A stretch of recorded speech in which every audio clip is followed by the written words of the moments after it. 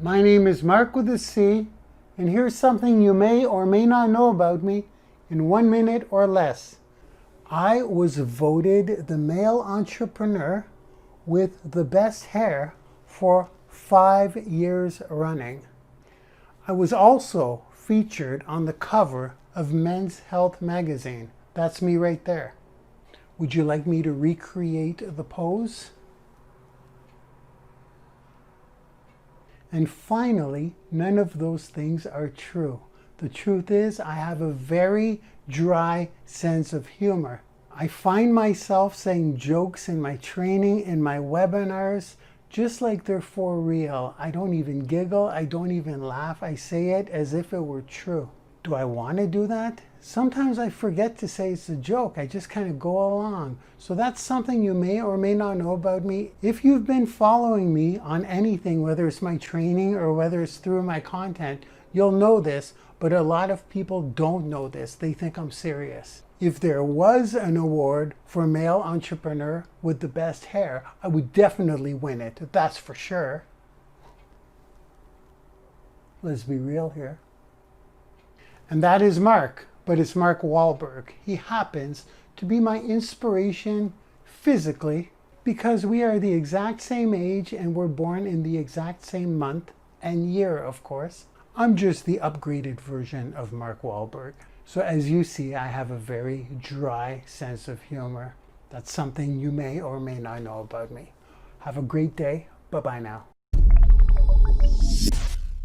My name is Mark with a C, and here is something you may or may not know about me in 1 minute or less. I wear glasses. You definitely never see me with them, so I'll put them on for you. Hi there. Now let's be clear, they are reading glasses. I can't even see my own reflection there in the iPhone. There, that's better. They're reading glasses and they're not cheap. I have to tell you, I went all out. I was fearing the day that I would need glasses. I dodged that fact for a very long time.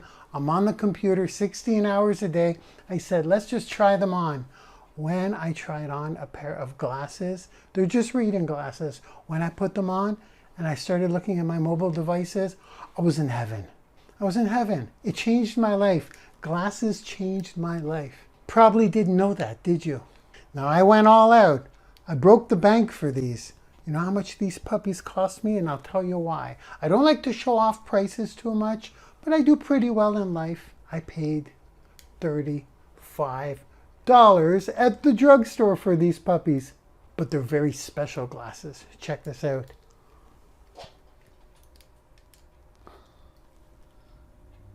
Perfect for reading at night in bed. So there is something you probably did not know about me. Bye-bye now and have a great day.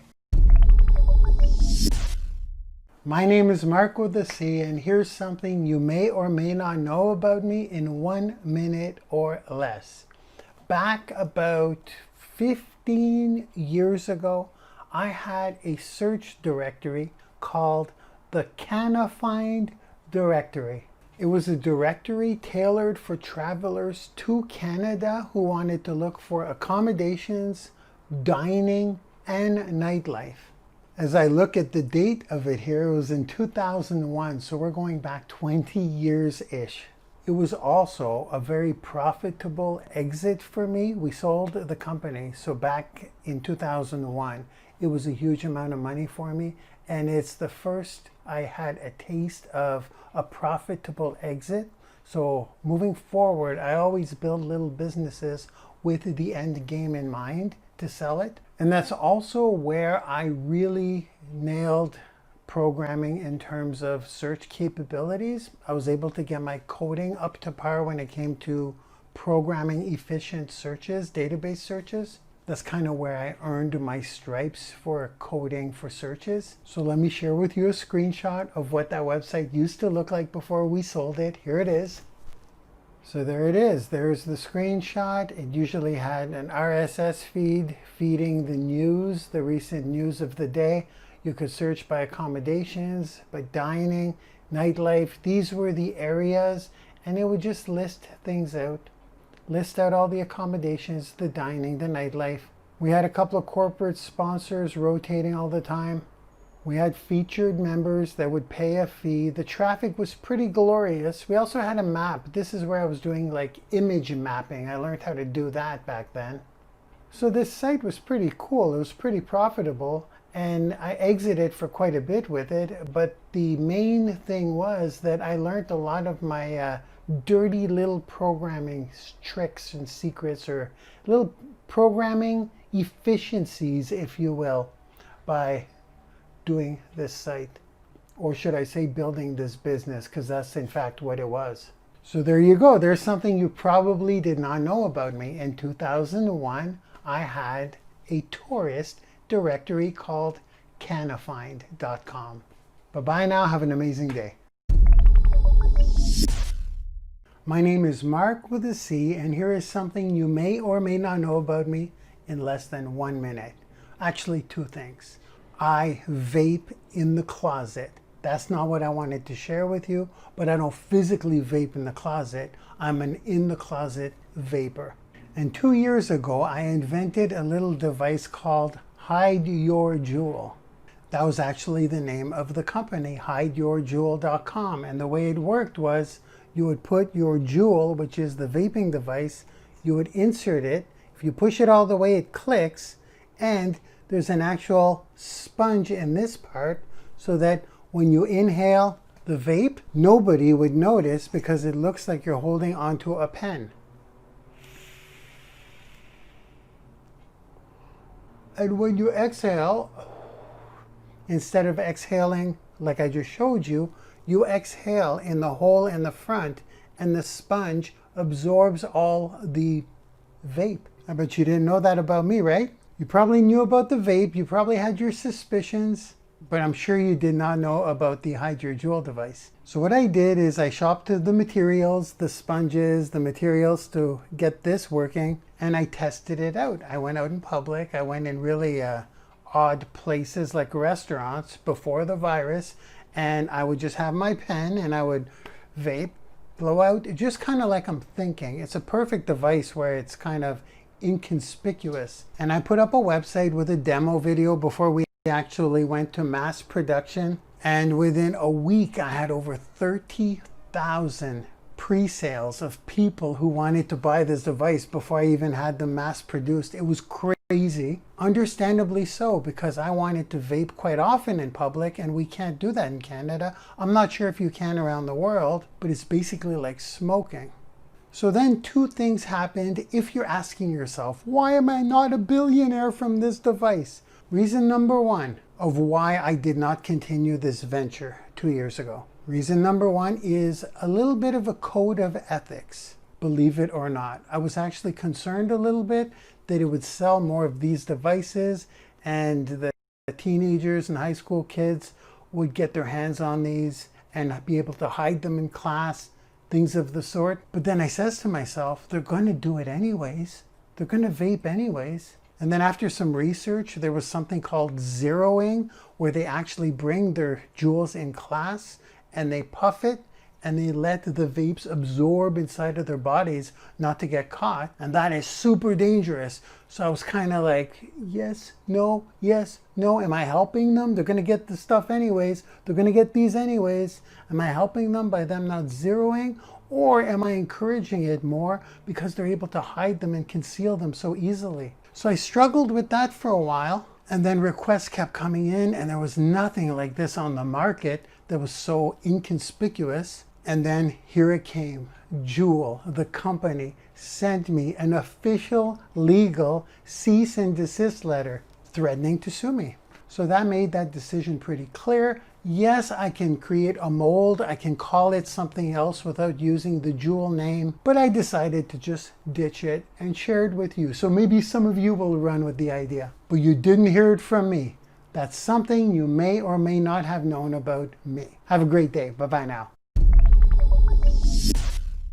My name is Mark with a C, and here's something you may or may not know about me in 1 minute or less.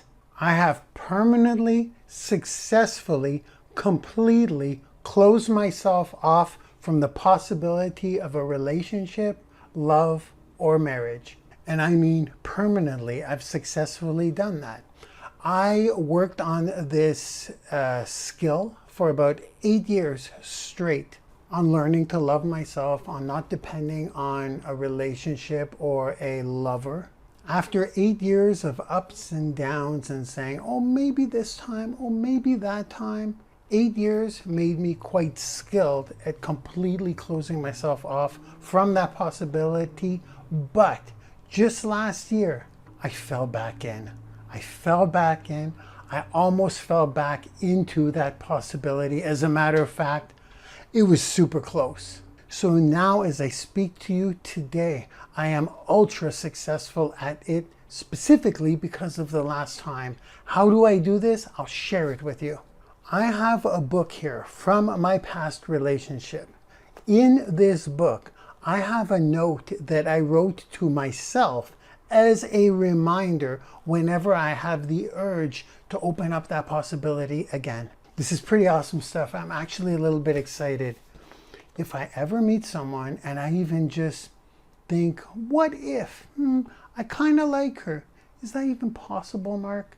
I have this way to do it. I look in here, and on March 8th of 2019, I won't show you, there's a little note that I wrote to myself to remind future Mark, if you ever get weak, pull out this note. And I wrote this note on March 8th, like I said, 2019, when I got my heart shattered. And I don't mean broken, I mean shattered all over the floor in a million pieces. It was heartbreaking to the point where I was sick to my stomach. And in that moment, I wrote myself a reminder. And I can actually see the way I felt in my handwriting on this note, this reminder. And it's one of the most amazing tools I've ever created for myself. So here it is in this book. I leave the note there, and whenever I have that urge, or even a subtle little possibility runs through my head of, well, maybe someday, I kill it immediately.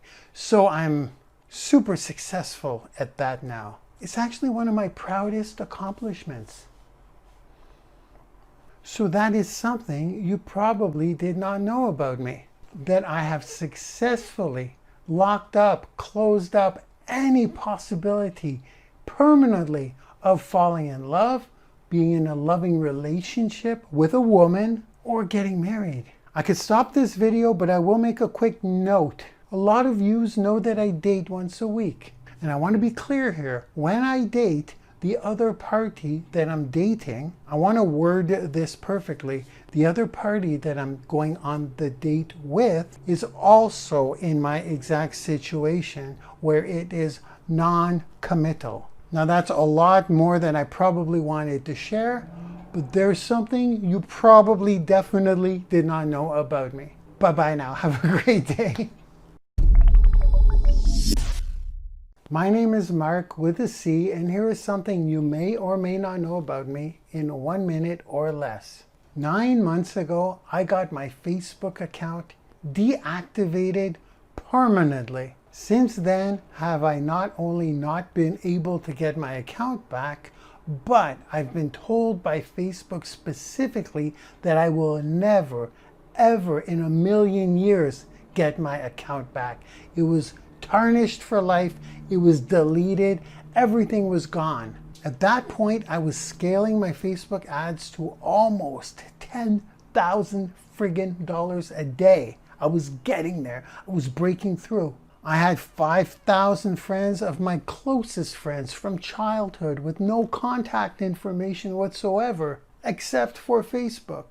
I lost my messenger, obviously, throughout that process. I had a custom audience of over 100,000 people that I had paid for to fill up through Facebook ads, gone. I lost all of my business pages, which included the vanity URLs to The Wealthy Trainer, to Branding YOUniversity, to many more businesses that I had built, all gone in an instant with no chance of getting it back. Now, some of you probably already know this. Here's what you don't know about this situation. I used to think Facebook was my prism, but it was in fact my prison. It really was, and I would have never known that unless this had happened. I cried for about a month, maybe 2, maybe 3. I cried pretty hard. It was very heartbreaking, but it forced me into learning different platforms, learning YouTube ads, working on my personal brand, actually doing work, not surfing around on social media, learning like I've never learned before, literally quintupling my audience and my skills. And it was a blessing. Hashtag blessed. Now that's what you probably didn't know about me, that it was a true blessing to lose my Facebook account. It forced me in all those other important directions. Just being off social media is the catalyst to everything I'm succeeding in today. I am no longer hostage to like any social media now. In closing, I have to say this. I was able to get back on Facebook. I don't use it for social media, but I do use it to run ads. And here's the kicker. I learned so many other better strategies on other ad platforms that are blue oceans. Facebook is a red ocean market. It's saturated. So now that I'm back on Facebook running ads, I'm not even barely running ads because it's that ineffective. So by having my Facebook account shut down, it was a bad thing at the time when in fact it was a good thing. It was like the big guy upstairs giving me a little nudge saying, you got to go in other directions to grow. And this is not to mention the time I used to waste surfing on Facebook. So there you have it. There's something you may or may not have known about me. I used to think Facebook was my prism. If you don't know what a prism is, you can look it up. It turns a beam of light into all these wonderful colors, usually shaped in a triangle, kind of like a crystal-y object. That's what I thought Facebook was. When in fact, it was not my prism, it was my prison. So there you have it. Bye-bye, have a great day. Hello, my name is Marc with a C, and here's something you probably may or may not know about me in 1 minute or less. Back in 2012-ish, I used to draw pet cartoons of people's pets for their crazy requests through an online website. My cartoonist name was actually Marc Paws, and it was pretty cool. I had a logo. It wasn't even my face. It was a cartoon of me as the cartoonist. My cartoonist name was actually Marc Paws, as in paws. I used to sign it Marc with a K and put a couple of little paws in Sharpie. I used to number them. I doodled out whatever they asked me to doodle out. They would digitally send me pictures of their pets and come up with these crazy requests like, I want my pit bull on a scooter wearing a Pittsburgh Steelers helmet, something like that. And then I'd just doodle it away. I would color it in with Sharpies. I'd put it in a secure envelope so it wouldn't bend or get ruined. Because it was a real work of art, y'all. I'll show you in a sec. And that was it. I would send it off to them. But I scanned every one I did. I think I did about 500 of them in total before I got sick of doodling people's pets and their crazy requests. This is a great example of you think you like something, and then once you do it a ton, you're like, I don't want to draw another pet in my life. And also that kind of thing is not scalable. I mean, I could have hired cartoonists and stuff, but that's a management nightmare. And really it's not, it was kind of like a passion project. I just wanted to share that with you. So, would you like to see a couple of works of art from back then? Here we go. Poof! Okay, here we go. This is one, number 75. There it is, 2012. You see my little autograph with the paws, Marc Paws. I had a little cartoon face, which was not me. A cartoon face of me as the cartoonist. How funny. And this one was an awesome request. I love this one because if you've seen The Big Lebowski, this client wanted his dog. He sent a digital picture of his dog and kind of looks like his dog, and it was in the sweater of The Big Lebowski, the dude. If you saw the movie, you know what I'm talking about. the dog abides. It was always the dude abides. I don't have to explain it all. The dude liked White Russians. This allowed me to kind of unleash my creativity. It was an outlet for my creativity. I'll show you another quick one since I think we're under the minute. There's one where the client sent me his 2 cute little white doggies, and he wanted them in a red Mustang convertible. So there you have it. As you can see, I am not a professional artist. I'm not even a professional cartoonist. I just like to doodle. Or should I say, liked to doodle. After 507, I think. 507 of those, and the requests kept coming in. I kept putting up the price, you know, they're originals, and I just didn't want to do it anymore, so I stopped. But there you have it. Something you probably did not know about me. In 2012, I was known as Marc Paws. The website was Anything Is Possible, PAW, and people would go on the website, put in their crazy requests, upload their pets' pictures, make a payment through PayPal, and this guy would doodle all day long. And there you have it. Have a great day. Bye-bye now. My name is Marc with a C, and here's something you may or may not know about me. Back about 10 years ago, I had a company called yummycanada.com. It was a free coupon printing site. This was back in the day when Groupon was hot, if you remember Groupon and stuff. My site was Yummy Canada. It was no account to open, no form to fill out, no email to enter. Click, print, and save. And we had over 10,000 restaurants registered. And it was super cool. It was really busy. There was a lot of traffic. Restaurants were signing up all the time. Testimonials were coming through. I can print the coupon. I could save money. And I don't have to enter any email. And this is 10 years back. So let me just pop up a quick little screenshot, show you what it used to look like. Poof. So here it is. People would basically search by establishment name. They could search by area, location. It was actually pretty sophisticated. The restaurant managers could open an account and they'd have a whole login, a whole back office. They could upload pictures, menu items, amenities. They could change their password, and here's where they put up their coupons. It was all absolutely free. Then the customers would simply go to the homepage or search by area, and then they could pick the province. They could drill it down and go to the cities. And then they could select a restaurant from here, and then they'd go on the restaurant's profile. They could check out pictures and descriptions. They could check out amenities, what's available and what is not.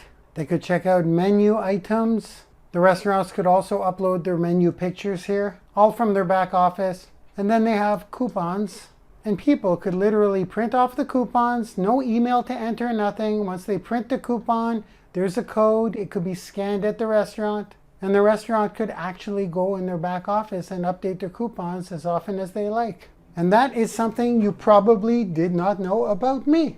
Bye-bye now. Thank you for watching or listening. I hope this content has helped you in any way, maybe motivated, inspired you. Maybe it's triggered an idea. Maybe it's gotten you out of a rut. Maybe it simply entertained you. Listen, I'm just an ex-computer consultant guy who lost his way to drugs and alcohol and eventually became homeless. From rock bottom, I cleaned up, I clawed my way back into the workforce. I shifted into running my own business. I've been retired from the corporate world for 7 years now, and I've never looked back. If you want to follow me on my journey or maybe even connect further, you can either go to my blog at thewealthytrainer.com. That's thewealthytrainer.com, or you can click the link in the description if you're watching this video. Marc Lalonde signing off, and I'll see you on the inside. Bye-bye now.